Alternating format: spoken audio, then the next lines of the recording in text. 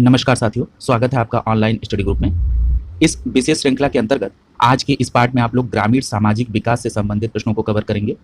जो लोग चैनल पर नए हैं उनको ये अनुरोध है उनसे कि वो पूर्व के वीडियो को जल्द से जल्द कंप्लीट कर लें ताकि उनके पास रिवीजन का पर्याप्त मौका रहे।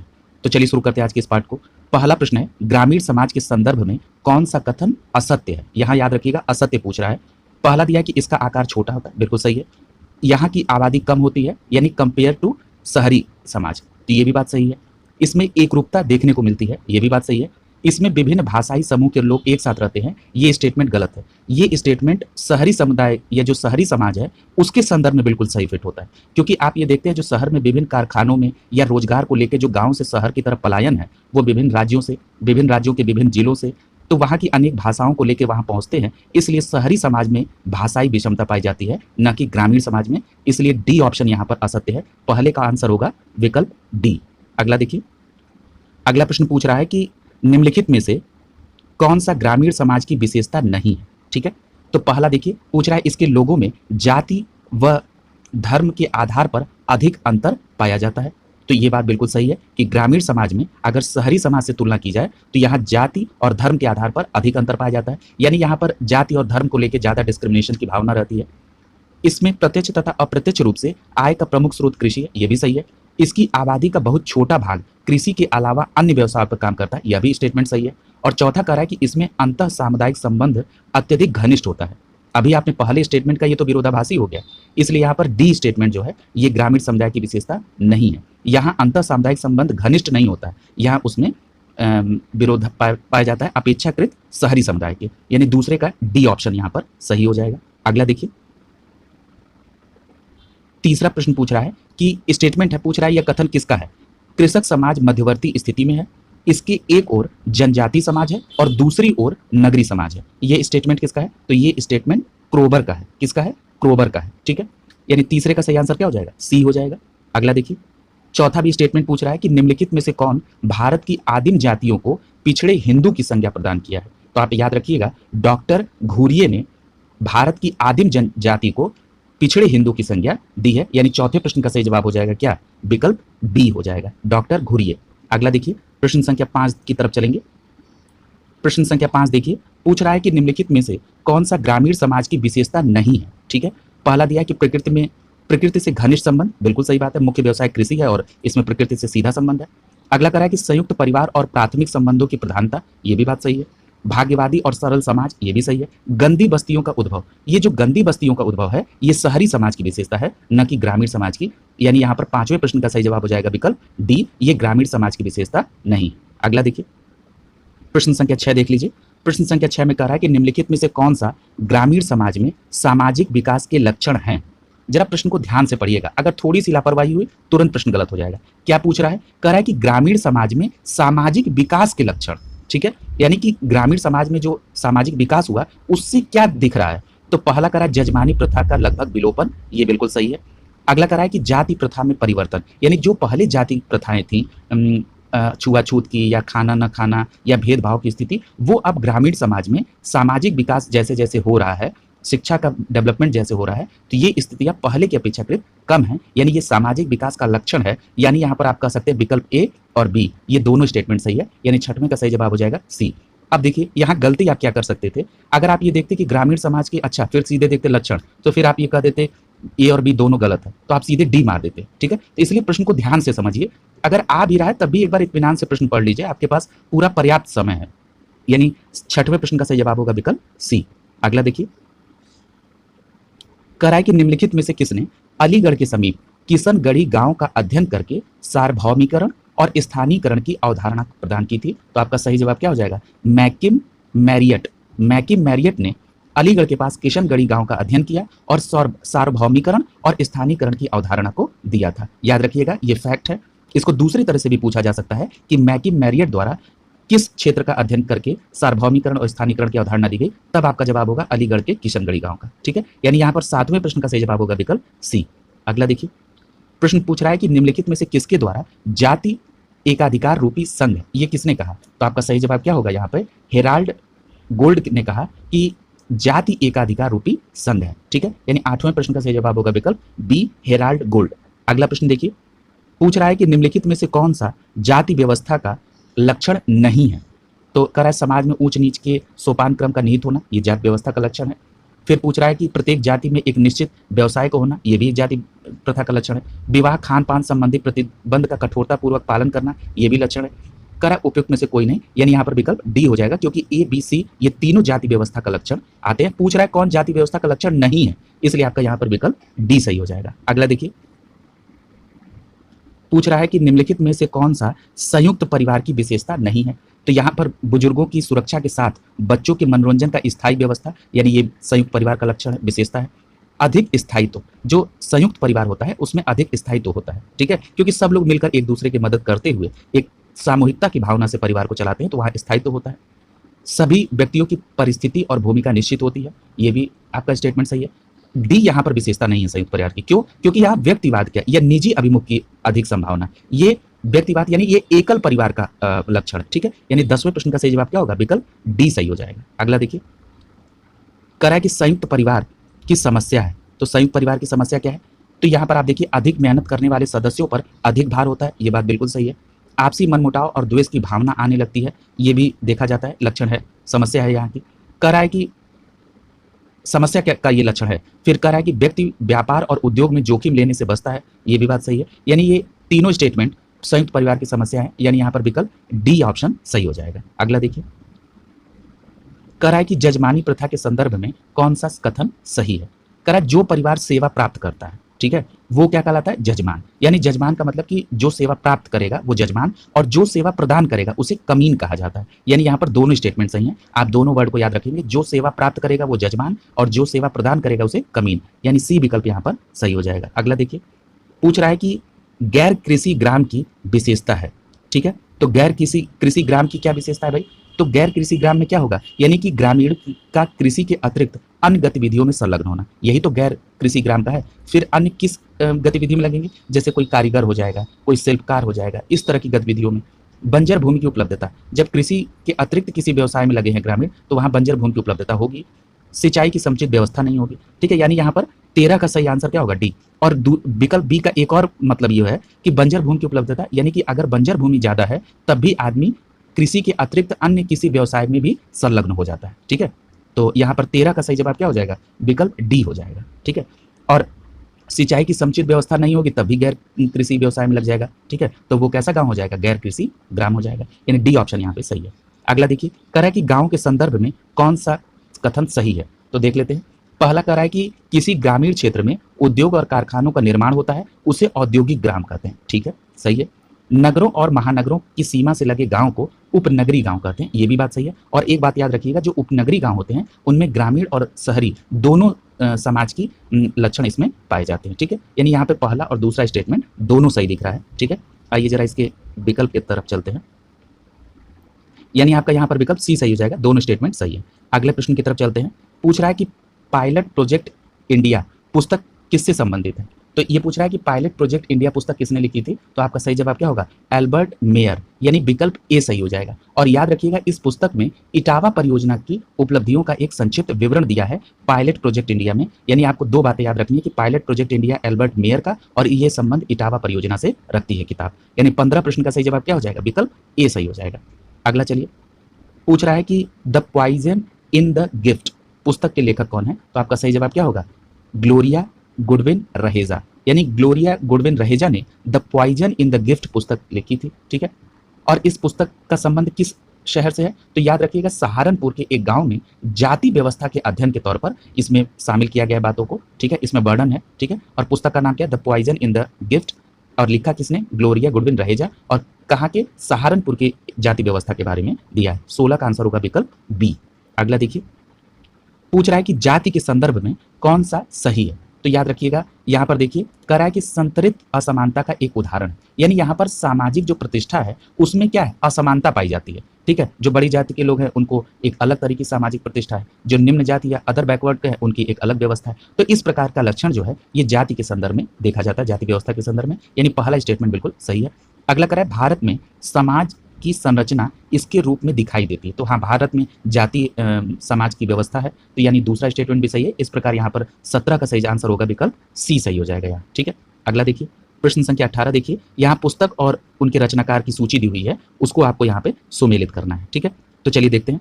पहला पुस्तक दिया है इंडियन विलेज, तो इंडियन विलेज किसने लिखा है? तो ये लिखा है एस.सी. दुबे द्वारा, यानी ए को आप दूसरे के साथ सुमेलित कर देंगे। अगला दिया है रूरल प्रोफाइल, तो रूरल प्रोफाइल किसका है? डी.एन. मजूमदार, यानी ये चौथे के साथ कोरिलेट कर देंगे बी को।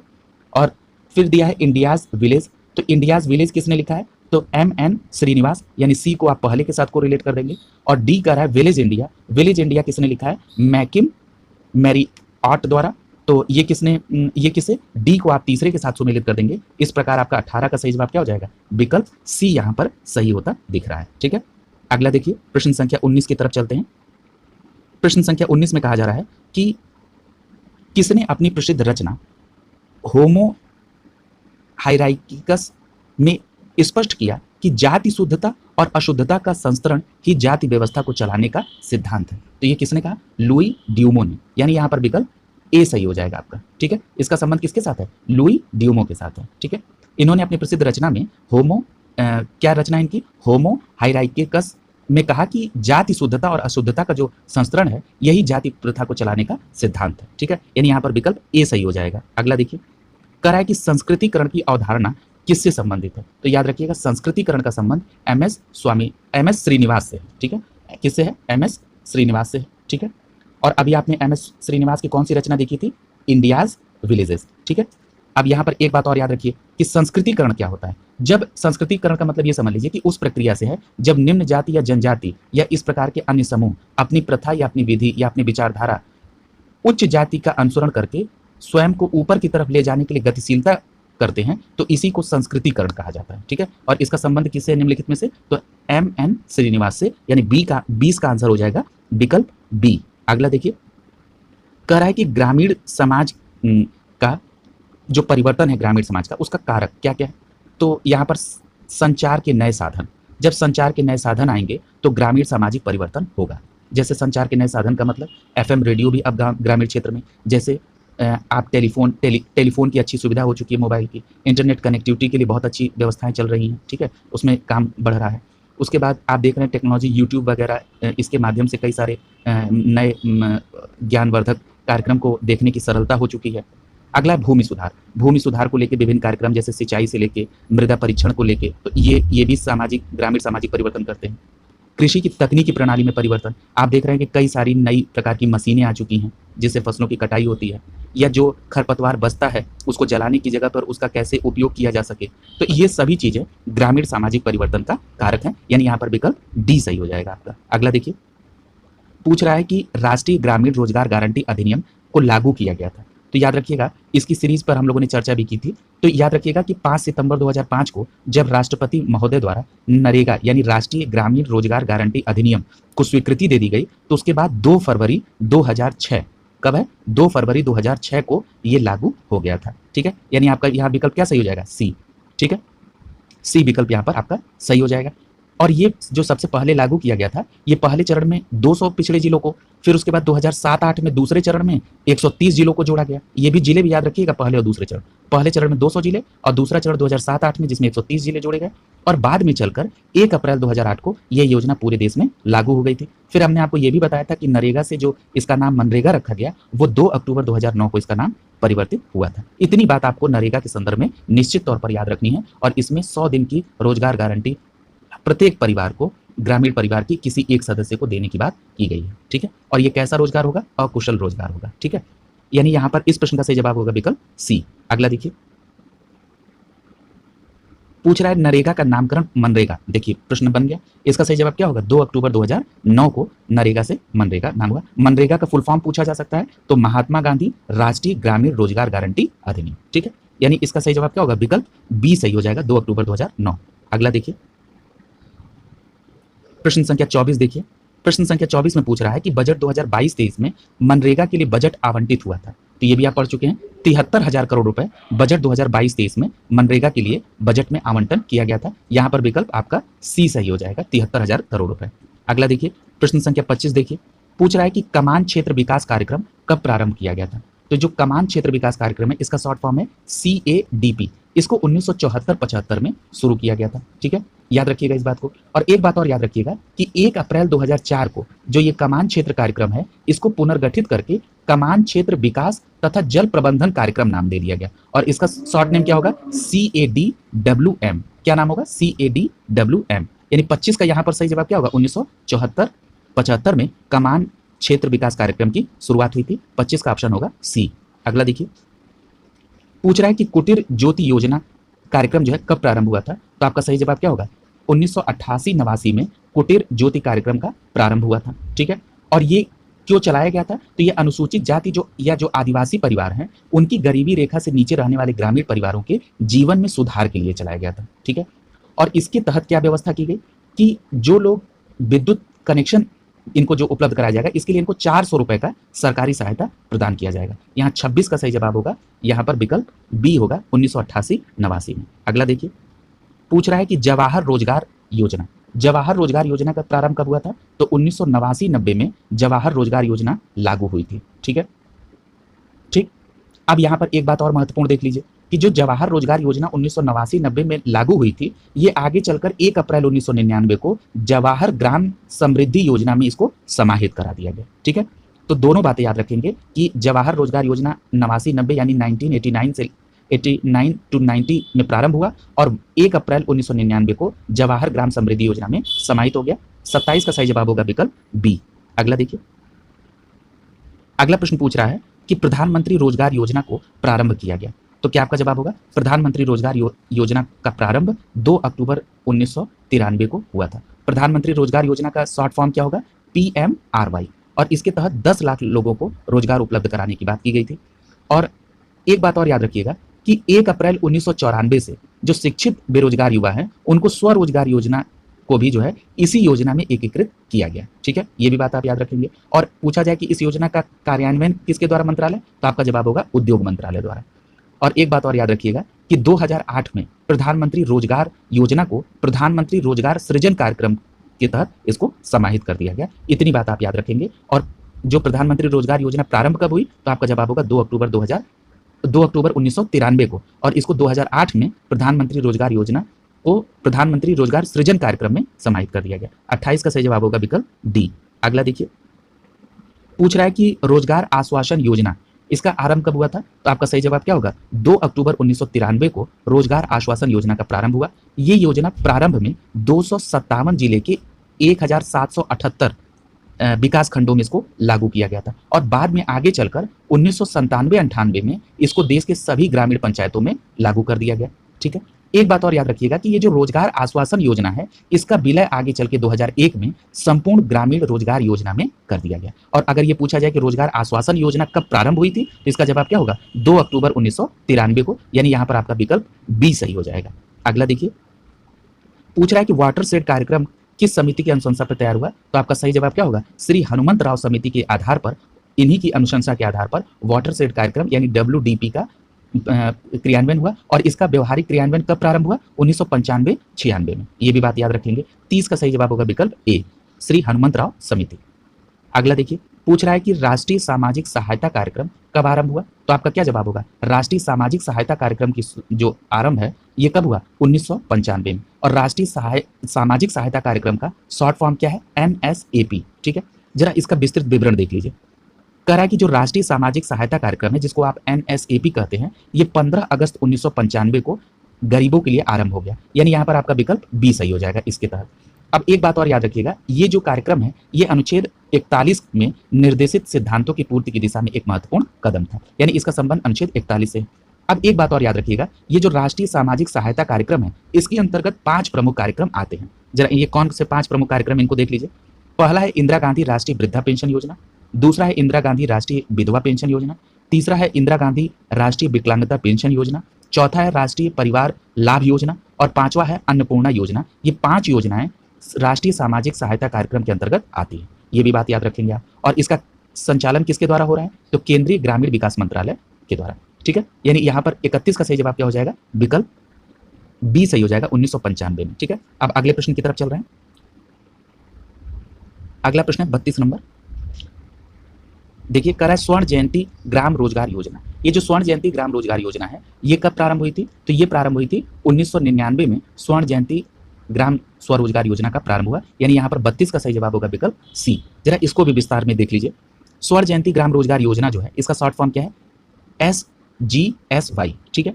अब ये क्या कर रहा है, ये गांव में रहने वाले जो गरीब हैं उनको स्वरोजगार उपलब्ध कराने के लिए ये योजना चलाई गई, स्वर्ण जयंती ग्राम स्वरोजगार योजना। अब कब प्रारंभ हुआ? 1 अप्रैल 1999। एक बात याद रखिएगा, इस योजना में जो पहले से चल रही 6 योजनाएं हैं उनको एक जगह सम्मिलित कर दिया गया। वो कौन कौन सी योजनाएं शामिल की गई? समन्वित ग्राम विकास योजना कार्यक्रम, जिसको IRDP कहते हैं। दूसरा है स्वरोजगार के लिए ग्रामीण युवाओं के प्रशिक्षण कार्यक्रम, जिसको TRYSEM कहते हैं। तीसरा है 10 लाख कुआं योजना, जिसको MWS कहते हैं। चौथा है ग्रामीण दस्तकारों को उन्नत औजारों की किट आपूर्ति योजना, जिसको आप SITRA कहते हैं। पांचवा है ग्रामीण क्षेत्र में महिला एवं बाल विकास कार्यक्रम, जिसको आप DWCRA कहते हैं। और छठवां है ग्राम कल्याण योजना, जिसको आप GKY कहते हैं। इन 6 योजनाओं को स्वर्ण जयंती ग्राम रोजगार योजना में शामिल किया गया था। और इसका उद्देश्य क्या था? तो ग्रामीण क्षेत्र में जो भारी संख्या में सूक्ष्म उद्योगों की स्थापना करना, ताकि लोगों को स्वरोजगार मिल सके। तो यदि आप इसमें धनराशि में केंद्र और राज्य के बंटवारे की बात करेंगे तो 75 और 25 का अनुपात इसमें निर्धारित था। और इसमें एक और व्यवस्था थी कि इसमें कम से कम 50% अनुसूचित जाति और जनजाति, 40% महिला और 3% दिव्यांगों को इस योजना में आपको शामिल करना था। और ये योजना 2011 में राष्ट्रीय ग्रामीण आजीविका मिशन NRLM में के रूप में पुनर्गठित कर दी गई। यानी 6 योजनाओं को जोड़ के स्वर्ण जयंती ग्राम स्वरोजगार योजना 1 अप्रैल 1999 को शुरू हुई और 2011 में राष्ट्रीय ग्रामीण आजीविका मिशन के तौर पर इसको पुनर्गठित किया गया। ये पूरी बात आप याद रखिएगा, क्योंकि ये बहुत इंपॉर्टेंट योजना है, ठीक है। अगला देखिए, पूछ रहा है कि राष्ट्रीय ग्रामीण आजीविका मिशन की शुरुआत कब हुई? तो अभी आपने देख लिया कि राष्ट्रीय ग्रामीण आजीविका मिशन यानी NRLM की शुरुआत जो है ये कब हुई? 2011 में। ये 3 जून 2011 को राजस्थान के बांसवाड़ा जिले से प्रारंभ हुई थी। ये भी बात आपको याद रखनी होगी। यहाँ विकल्प बी सही हो जाएगा, 2011। अगला देखिए, और एक बात और याद रखिएगा, ये जो राष्ट्रीय ग्रामीण आजीविका मिशन है इसको 2015 में इसका नाम बदलकर दीनदयाल अंत्योदय योजना राष्ट्रीय ग्रामीण आजीविका मिशन कर दिया गया, यानी DAYNRLM। कब परिवर्तित किया गया? 2015 में, याद रखेंगे। अब यहाँ प्रश्न संख्या 34 देखिए। 34 में कह रहा है प्रधानमंत्री ग्रामोदय योजना का आरंभ कब हुआ? तो आपका क्या सही जवाब होगा? प्रधानमंत्री ग्रामोदय योजना का प्रारंभ सन 2000 से 2001 में शुरू हुआ, ठीक है। यानी यहाँ पर आपका विकल्प ए सही हो जाएगा। अब इस योजना का उद्देश्य क्या था? इसका उद्देश्य ये था कि जो ग्रामीण आवश्यकताएं जैसे प्राथमिक शिक्षा हुआ, स्वास्थ्य हुआ, पेयजल हुआ, आवास हुआ, सड़क हुई, इनकी व्यवस्था कराना प्रधानमंत्री ग्रामोदय योजना का लक्ष्य था, उद्देश्य था। यही शुरू कब हुई? 2000 से लेकर 2001, यानी आपका विकल्प ए सही हो जाएगा यहाँ पे। अगला देखिए, पूछ रहा है काम के बदले अनाज योजना का शुभारंभ कब किया गया, ठीक है। तो ये प्रश्न आप पहले भी पढ़ चुके हैं। ये मनमोहन सिंह की सरकार के समय 14 नवंबर 2004 को, यानी यहाँ पर विकल्प बी सही हो जाएगा आपका। ये आंध्र प्रदेश के रंगारेड्डी जिले में एक गांव पड़ता है अलूर, यहाँ से प्रारंभ हुआ था। और ये सबसे पहले इसमें 150 सर्वाधिक पिछड़े जिलों को पूरक वेतन योजना के तौर पर इसका प्रारंभ हुआ, काम के बदले अनाज योजना। और कब प्रारंभ हुआ? तो ये 14 नवंबर 2004 को, ठीक है। और ये 100% केंद्र प्रायोजित थी, यानी 35 का सही जवाब होगा विकल्प बी। अगला देखिए, 36 नंबर प्रश्न क्या कर रहा है? कह रहा है कि संपूर्ण ग्रामीण रोजगार योजना का आरंभ कब हुआ? तो याद रखिएगा, संपूर्ण ग्रामीण रोजगार योजना का प्रारंभ 2001 में, यानी 25 सितंबर 2001 को संपूर्ण ग्रामीण रोजगार योजना का प्रारंभ हुआ। अब इस योजना का क्या है? तो इसमें एक बात और आपको याद रखनी होगी, ये जो कार्यक्रम शुरू हुआ ये पूर्व में जो रोजगार आश्वासन योजना और जो जवाहर ग्राम समृद्धि योजना था उनको मिलाकर संपूर्ण ग्रामीण रोजगार योजना 25 सितंबर 2001 को प्रारंभ हुई। और इस योजना में जान लीजिए कि दिहाड़ी योजना के नाम से भी इसको जानते हैं, ठीक है। किसको? संपूर्ण ग्रामीण रोजगार योजना को, ठीक है। अब इसमें याद रखिएगा, जो इसमें खाद्यान्न का घटक है वो तो टोटल केंद्र सरकार वहन करती है। जो नगद खर्च है वो केंद्र और राज्य में 75 और 25 का अनुपात है। अगर आप यही बात कहेंगे उन इलाकों में, पहाड़ी इलाकों में, तो वहाँ 90 और 10 का अनुपात है, ठीक है। और अगर पूछा जाए कि ये कब प्रारंभ हुई तो 2001 में, यानी 25 सितंबर 2001 को, यानी 36 प्रश्न का सही जवाब होगा विकल्प बी सही हो जाएगा। अगला देखिए, पूछ रहा है किसान क्रेडिट कार्ड योजना की शुरुआत कब की गई? याद रखिएगा, जब वित्त मंत्री यशवंत सिन्हा थे उस समय 1998 में किसान क्रेडिट कार्ड की योजना अगस्त 1998 में शुरू हुआ, यानी 37 का विकल्प डी सही हो जाएगा। अब ये किसान क्रेडिट कार्ड योजना का प्रारंभ करने का उद्देश्य क्या था? तो ये जो किसान है वो खेती के लिए बीज, उर्वरक, कीटनाशक, ये जो जरूरी वस्तुएं इनको खरीद सके, इसके लिए वो वाणिज्य बैंक या क्षेत्रीय ग्रामीण बैंक या सहकारी बैंक से ऋण ले सकते हैं। और इसमें ऋण जो है 3 लाख रुपए तक का दिया जा सकता है। यदि आप 6 माह तक के लिए ले रहे हैं तो आपको 4% का ब्याज, और 1 साल के लिए ले रहे हैं तो आपको 7% का ब्याज देना होता था, ठीक है। और एक बात और याद रखिएगा, इस योजना के तहत जो धारक हैं जिनको किसान क्रेडिट कार्ड है, उनकी अगर आकस्मिक मृत्यु होती है तो 50,000 रुपए, और यदि उनको कोई अपंगता जैसी स्थिति आ जाए तो उनको 25,000 रुपए का जोखिम राशि का भी प्रावधान है। यानी 37 का सही जवाब होगा अगस्त 1998, विकल्प डी सही हो जाएगा। अगला देखिए, कह रहा है कि कपाट का मुख्यालय कहाँ है। तो पहली बात ये जान लीजिए इसका फुल फॉर्म क्या है। इसका फुल फॉर्म है लोक कल्याण और ग्रामीण प्रौद्योगिकी विकास परिषद, और इसका मुख्यालय नई दिल्ली में, और ये ग्रामीण विकास मंत्रालय के द्वारा इसकी स्थापना सितंबर 1986 में हुई। यानी 1986 में, सितंबर 1986 में कपाट को इस्टेब्लिश किया गया। और किसके अंतर्गत, तो ये ग्रामीण विकास मंत्रालय के तहत इसका मुख्यालय नई दिल्ली में है। और इसकी अगर प्रादेशिक समितियां या केंद्र की बात करेंगे तो इसकी 9 प्रादेशिक समितियां या केंद्र हैं। अब इसका काम क्या है, तो ग्रामीण क्षेत्रों में जो है इसमें कार्य प्रणालियों में इसका कैसे सुधार किया जाए इसको लेकर है, और विशेष तौर पे जो दलित या जो सामाजिक तौर पर पिछड़े लोग हैं उनके लिए ये काफी काम करता है। यानी कपाट का मुख्यालय पूछा जाए तो नई दिल्ली, और आपने और अतिरिक्त बातों को भी देख लिया। 38 का सही जवाब होगा विकल्प ए। अगला देखिए, 39 पे चल रहे हैं।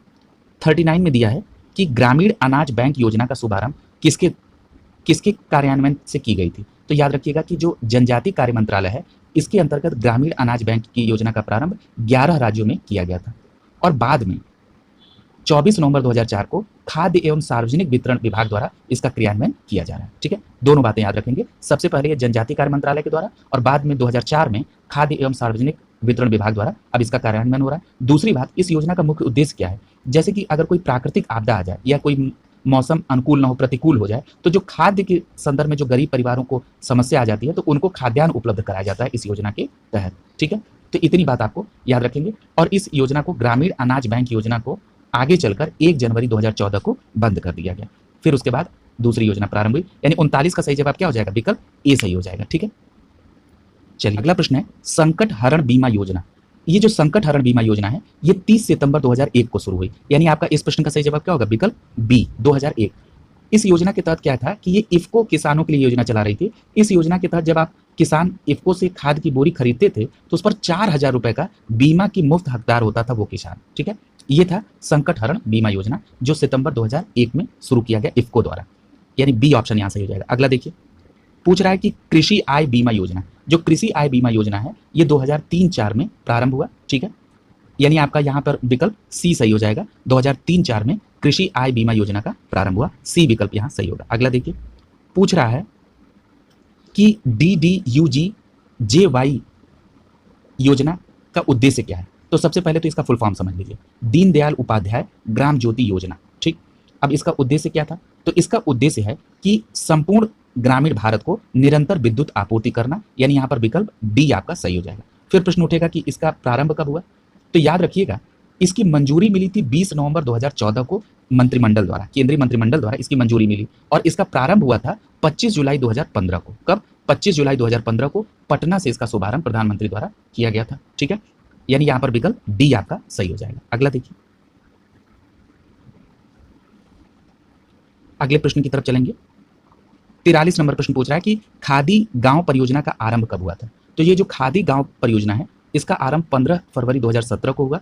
ये खादी और ग्रामोद्योग आयोग द्वारा चलाया जा रहा है। ठीक है, अब इसके अंतर्गत क्या होता था, इसके अंतर्गत छोटे उद्योग के उपकरण जैसे चरखा, मोमबत्ती उद्योग, अगरबत्ती उद्योग, ये ग्रामीणों को इसमें योजना में के तहत इसमें प्रदान किया जाता था उनको उपकरण। साथ ही साथ अगर पूछेंगे कि इसका वैधानिक निकाय कौन है, तो खादी और ग्रामोद्योग आयोग, जो कि किस मंत्रालय के अंतर्गत आता है, सूक्ष्म लघु और मध्यम उद्यम मंत्रालय के अंतर्गत। और इस योजना का प्रारंभ कब हुआ, तो 15 फरवरी 2017 को। यानी आपका यहाँ पर विकल्प सी सही हो जाएगा। अगला देखिए, पूछ रहा है कि प्रधानमंत्री उज्ज्वला योजना की शुरुआत उत्तर प्रदेश के किस जिले से हुई। तो याद रखिएगा 1 मई 2016 को प्रधानमंत्री उज्ज्वला योजना की शुरुआत बलिया से हुई थी। ये उज्ज्वला योजना 1.0 था। अगर आप बात करेंगे तो यहाँ पे आपका आंसर क्या होगा, बी बलिया। और कब प्रारंभ हुई, 1 मई 2016 को। यदि आप बात करेंगे उज्ज्वला योजना 2.0 की, तो ये हाल ही में करंट से संबंधित है। 10 अगस्त 2021 को इसका प्रारंभ महोबा से हुआ, और इसके अंतर्गत 1 करोड़ निःशुल्क रसोई कनेक्शन देने का लक्ष्य है। यानी 44 का सही जवाब होगा विकल्प बी। तो दोनों बातें आप याद रखिए। अगला देखिए, कह रहा है कि प्रधानमंत्री कौशल विकास योजना कब आरंभ हुई। तो जो प्रधानमंत्री कौशल विकास योजना है ये 2015 में प्रारंभ हुई। कब प्रारंभ हुई थी, पूरी डेट क्या है, 15 जुलाई 2015 को। ठीक है, इसके अंतर्गत एक लक्ष्य था कि 2020 तक 1 करोड़ युवाओं को प्रशिक्षण दिया जाएगा, और इसी के तहत 19 दिसंबर 2016 को कानपुर में देश का पहला कौशल विकास संस्थान इस्टेब्लिश हुआ था। याद रखिएगा, ये बहुत महत्वपूर्ण प्रश्न है, ठीक है। यानी कानपुर में इसी के तहत पहला कौशल विकास संस्था इस्टेब्लिश हुआ, यानी IIS इस्टेब्लिश हुआ, ठीक है, जिसको शॉर्ट फॉर्म में कहते हैं। और ये किस मंत्रालय के अंतर्गत है? तो कौशल विकास उद्यमिता मंत्रालय के तहत। और इस मंत्रालय के तहत एक निगम है जिसका नाम है कौशल विकास निगम, जिसको आप NSDC कहते हैं, इसके द्वारा इसका क्रियान्वयन किया जा रहा है। और इस प्रधानमंत्री कौशल विकास योजना का जो तीसरा चरण है वो कब प्रारंभ हुआ? तो ये 15 जनवरी 2021 को तीसरा चरण शुरू हुआ, 15 जनवरी 2021 को। ये पूरी बात आप याद रखेंगे। और इसका प्रारंभ कब हुआ था? तो 15 जुलाई 2015 को, यानी यहाँ पर विकल्प बी सही हो जाएगा। अगला देखिए, पूछ रहा है कि प्रधानमंत्री ग्रामीण डिजिटल साक्षरता अभियान का क्रियान्वयन किस मंत्रालय के द्वारा होता है? तो आपका क्या जवाब हो जाएगा कि जो प्रधानमंत्री ग्रामीण डिजिटल साक्षरता मिशन है ये कब प्रारंभ हुआ? पहली बात तो ये है, तो इसका प्रारंभ हुआ 8 फरवरी 2017 को, ठीक है। इसके लिए मंजूरी मिली थी। मंजूरी कब मिली थी? 8 फरवरी 2017 को। और अब आप बात करेंगे इसकी शुरुआत, तो 7 अक्टूबर 2017 को, ठीक। 8 फरवरी 2017 को मंजूरी मिली, 7 अक्टूबर 2017 को इसका प्रारंभ हुआ। कहाँ से हुआ? गांधीनगर, गुजरात से। किस योजना की बात हो रही है? प्रधानमंत्री ग्रामीण डिजिटल साक्षरता अभियान की, ठीक है। इसका उद्देश्य क्या है? तो ग्रामीण जो क्षेत्र में लोग हैं उनको डिजिटल तौर पर कैसे साक्षर बनाया जा सके, ठीक है। और इसका क्रियान्वयन कौन मंत्रालय कर रहा है? तो इलेक्ट्रॉनिक और सूचना प्रौद्योगिकी मंत्रालय के द्वारा। इतनी बात आपको याद रखनी होगी। प्रारंभ डेट जरूर याद रखिएगा, 7 अक्टूबर 2017। और इस प्रश्न का सही जवाब क्या हो जाएगा? अब आपको पता चल गया, यहां पर आपका विकल्प सी सही हो जाएगा। अगला देखिए, प्रश्न संख्या 47 की तरफ चलते हैं। पूछ रहा है कि राष्ट्रीय वयोश्री योजना की शुरुआत किस राज्य से की गई? तो जो राष्ट्रीय वयोश्री योजना है इसकी शुरुआत आंध्र प्रदेश में एक नेल्लोर जिला है वहां से प्रारंभ हुई। और ये प्रारंभ कब हुआ? 1 अप्रैल 2017 से प्रारंभ हुआ। उद्देश्य क्या है? तो जो गरीबी रेखा से नीचे जीवन यापन कर रहे हैं, कौन? वरिष्ठ नागरिक। उनकी आयु जब बढ़ जाती है वरिष्ठ नागरिक की, तो तमाम तरह की समस्या आती है, जैसे दृष्टि के संदर्भ में, सुनने के संदर्भ में, या दांत टूटने, विकलांगता। तो इनके लिए जो उपकरण हो सकते हैं वो प्रदान किए जाते हैं ताकि ये स्वयं पर आश्रित होकर अपने काम को कर सके, दूसरे के ऊपर इनको आश्रित होने की आवश्यकता न हो, ताकि इनको प्रताड़ना न झेलनी पड़े। इसके लिए राष्ट्रीय वयोश्री योजना आंध्र प्रदेश के नेल्लोर जिले में 1 अप्रैल 2017 को प्रारंभ हुई, यानी आपका 47 का सही जवाब होगा विकल्प ए। अगला देखिए, कह रहा है कि स्वाधार गृह योजना किस मंत्रालय के अधीन कार्यक्रम करती है? ये जो स्वाधार गृह योजना है, ये पहली बात तो याद रखिएगा, ये महिला एवं बाल विकास मंत्रालय के तहत, यानी आपका विकल्प बी सही हो जाएगा। और प्रारंभ कब हुआ? तो 2001-2002 में ये स्वाधार गृह योजना का प्रारंभ हुआ। अब ये इस योजना का उद्देश्य क्या है? तो इस योजना का उद्देश्य ये है कि जो महिलाएं कठिन परिस्थितियों में अपना जीवन यापन कर रही हैं, यानी जो सामाजिक और आर्थिक सहायता उनको प्रदान किया जा सके, जैसे आश्रय, कपड़ा, भोजन, चिकित्सीय सहायता, ये सभी चीजें स्वाधार गृह योजना के तहत दी गई। इसमें महिला एवं बाल विकास मंत्रालय द्वारा 2001-2 में इसका प्रारंभ हुआ था। 48 का सही जवाब होगा विकल्प बी।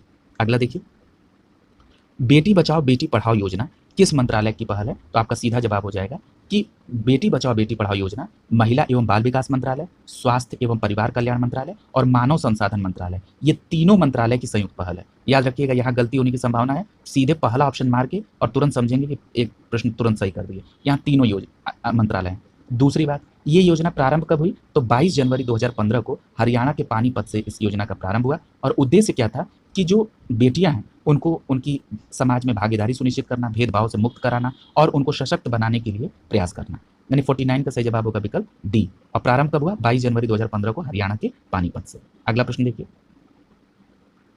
पूछ रहा है कि सुकन्या समृद्धि योजना के अंतर्गत लाभार्थी की कन्या, जो लाभार्थी कन्या है उसकी उम्र क्या अधिकतम निर्धारित की गई? अधिकतम की बात पूछ रहा है। तो याद रखिएगा, जन्म से लेकर 10 वर्ष से कम आयु की जो बच्चियां हैं उनको सुकन्या समृद्धि योजना के तहत शामिल किया गया, यानी आपका 50 का सही आंसर क्या हो जाएगा? विकल्प सी सही हो जाएगा, ठीक है। अब यहाँ पर एक बात और याद समझना होगा कि जो सुकन्या समृद्धि योजना है इसका प्रारंभ कब हुआ था? तो 4 दिसंबर 2014 को इस योजना का प्रारंभ हुआ था, ठीक है। और एक बात याद रखिएगा, इसमें जब खाता खुलवाया जाता है तो उस समय 250 रुपए या प्रतिमाह, यानी अगर एक वित्तीय वर्ष में देखेंगे तो 1.5 लाख रुपए जमा करवाए जा सकते हैं। अगर आपकी 2 बालिकाएं हैं तो आप इसमें दोनों का खाता खुलवा सकते हैं, लेकिन अगर 3 हैं तो फिर इसमें खाता नहीं खुल पाएगा। यदि जुड़वा बच्चे हैं तो इसका प्रमाण पत्र देंगे तो तीसरा खाता भी खुल जाएगा। एक बात याद रखिएगा, जो मूल प्रश्न में दिया गया है कि जो जन्म से लेकर 10 वर्ष से कम आयु तक की जो एज है ये निर्धारित की गई है सुकन्या समृद्धि योजना के तहत। और दूसरी महत्वपूर्ण बात आपको याद रखनी है कि इसका शुभारंभ 4 दिसंबर 2014 को हुआ। 50 का सही जवाब होगा सी। अगला देखिए, पूछ रहा है कि आयुष्मान सहकर योजना का संदर्भ में कौन सा सही नहीं है? जहां नहीं लग जाए तुरंत अलर्ट हो जाइए। जो पहला कह रहा है कि देश में स्वास्थ्य सेवा के बुनियादी ढांचे के निर्माण में महत्वपूर्ण भूमिका निभाने की शुरुआत की गई आयुष्मान सहकार योजना के तहत, बिल्कुल सही है। दूसरा कह रहा है कि इसकी अवधारणा मुख्य रूप से केरल मॉडल पर आधारित है, ये भी बात सही है। और इस योजना के अंतर्गत एनसीडीसी यानी कि राष्ट्रीय सहकारी विकास निगम द्वारा सहकारी समितियों को 10,000 करोड़ रुपए का ऋण प्रदान किया जाएगा, ये भी बात सही है। ठीक है, यानी यहाँ पर तीनों स्टेटमेंट कौन सही नहीं, उपयुक्त में से कर है उपयुक्त सभी कथन असत्य हैं, यही कथन सही नहीं है क्योंकि उपयुक्त सभी कथन सही है। ठीक है, अब दूसरी बात कि ये जो आयुष्मान सहकार योजना है, इस योजना का प्रारंभ 19 अक्टूबर 2020 को हुआ। किस मंत्रालय के द्वारा? तो केंद्रीय कृषि एवं किसान कल्याण मंत्रालय के द्वारा। और इसका किस संस्था के द्वारा क्रियान्वयन होगा? तो एनसीडीसी, अभी आपने पढ़ा है राष्ट्रीय सहकारी किसान विकास निगम की, राष्ट्रीय सहकारी विकास निगम एनसीडीसी। ठीक है, इतनी बात आपको याद रखना होगा। ठीक है, और उद्देश्य आपने पढ़ ही लिया कि देश में स्वास्थ्य सेवा के बुनियादी ढांचे का निर्माण, यानी डी विकल्प यहाँ पे सही होगा। अगला देखिए, पूछ रहा है कि राष्ट्रीय सहकारी विकास निगम की स्थापना कब हुई, यानी एनसीडीसी की स्थापना पूछ रहा है। तो इसकी स्थापना 1963 में संसद में एक अधिनियम आया, इसके तहत हुई। और अभी आपने पढ़ा है कि किस मंत्रालय के तहत? तो कृषि एवं किसान कल्याण मंत्रालय के तहत। ठीक है, और अगर पूछा जाए कि एनसीडीसी के कितने क्षेत्रीय निदेशालय हैं, तो 18 क्षेत्रीय निदेशालय हैं। और इसका काम क्या है? तो जो सहकारी विकास कार्यक्रम है, उनकी योजनाएं, प्रसार, उनका समन्वय, उनके लिए वित्त पोषण, ये सभी काम जो है राष्ट्रीय सहकारी विकास निगम के हैं। और इसकी स्थापना 1963 में, याद रखिएगा विकल्प डी सही होगा यहाँ। अगला देखिए, कर प्रधानमंत्री फसल बीमा योजना के संदर्भ में कौन सा कथन असत्य है? ठीक है, तो यहाँ पर अगर आप प्रधानमंत्री फसल बीमा योजना की बात करेंगे तो यहाँ पर आप देखिए इस योजना को लॉन्च कब किया गया? तो 2016 में, ये बिल्कुल सही है। प्रधानमंत्री फसल बीमा योजना का शॉर्ट फॉर्म क्या है? PMFBY। अच्छा, दूसरी बात, एक बात और याद रखिएगा, इसको जो लॉन्च किया गया ये खरीफ फसल से लॉन्च किया गया। ठीक है, अगला करा है कि यह फसल के खराब होने की स्थिति में एक व्यापक बीमा कवर प्रदान करता है, ये भी स्टेटमेंट सही है। अगला करा है कि निर्धारित बीमा किस्त खरीफ फसल के लिए 1.5%, यही गलत दे दिया।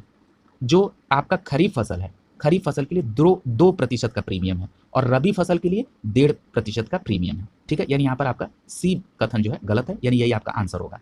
और डी में कह रहा है कि जो वाणिज्य यानी बागवानी फसल है उनके लिए प्रीमियम कितना है? 5%, तो बिल्कुल सही है ये। यानी फिर से मैं रिवाइज कर दे रहा हूँ, खरीफ फसल के लिए 2% का प्रीमियम और रबी के लिए 1.5% और वाणिज्य और बागवानी के लिए 5%। ठीक है, 53 का सही जवाब होगा सी। अगला देखिए, 54 नंबर प्रश्न पे चलेंगे। 54 क्या कर रहा है कि ई नाम योजना का उद्देश्य क्या है? तो ई नाम योजना का मतलब क्या है? पहली बात ये जान लीजिए, तो ये क्या है? ये एक ई ट्रेडिंग प्लेटफॉर्म है, राष्ट्रीय कृषि बाजार योजना, इसी को ई नाम कहते हैं। ठीक है, और ये प्रारंभ कब हुआ था? तो 14 अप्रैल 2016 को। ठीक, यानी अब तो इसका मतलब आप समझ गए होंगे कि किसान अपनी उपज की अच्छी कीमत पर कहीं पर भी बेच सकता है ई नाम योजना के तहत। ठीक है, यानी ये ई ट्रेडिंग प्लेटफॉर्म है। ठीक है, राष्ट्रीय कृषि बाजार। ठीक है, अब दूसरी बात कि इस योजना के तहत देश की जो अलग अलग मंडियां हैं वो क्या होंगी? ऑनलाइन जुड़ जाएंगी और जहां अच्छा कीमत होगा वहां ऑनलाइन बेच देंगे, यानी 54 का विकल्प ए सही हो जाएगा यहाँ पे। ठीक है, क्या पूछ रहा है? इसमें कह रहा है कि प्रधानमंत्री कृषि सिंचाई योजना के बारे में कौन सा कथन असत्य है? पहला कह रहा है कि इसे 2014 में शुरू किया गया, पहला स्टेटमेंट गलत हो गया। क्यों? क्योंकि प्रधानमंत्री कृषि सिंचाई योजना, जिसको आप PMKSY के नाम से जानते हैं, इसे 2015 में शुरू किया गया था। ठीक है, यानी पहला स्टेटमेंट गलत हो गया। दूसरा कह रहा है कि यह केंद्र प्रायोजित योजना है, बिल्कुल सही है। और इसमें केंद्र और राज्य की जो हिस्सेदारी है ये 75 और 25 की है, और उत्तर पूर्वी पहाड़ी इलाकों में 90 और 10 की है। ठीक है, और बाकी पानी की बचत करने के लिए तकनीक या सटीक सिंचाई को लागू करना, यानी प्रति बूंद फसल में वृद्धि करना, ये प्रधानमंत्री कृषि सिंचाई योजना का उद्देश्य है।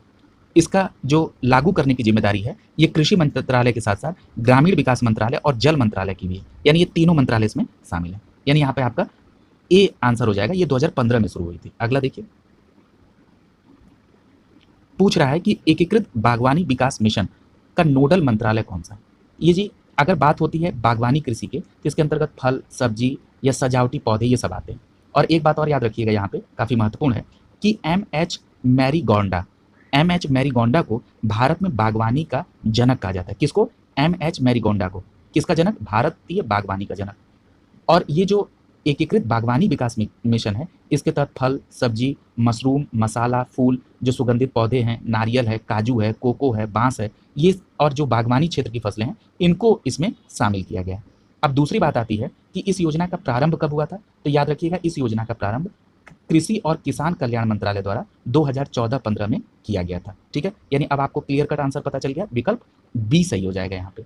और एक बात और याद रखिएगा, इस योजना को हरित क्रांति कृषोन्नति योजना के तहत लागू किया गया था। इतनी बात आप याद रखेंगे और महत्वपूर्ण बात एमएच मैरिगोंडा को भी याद रखेंगे।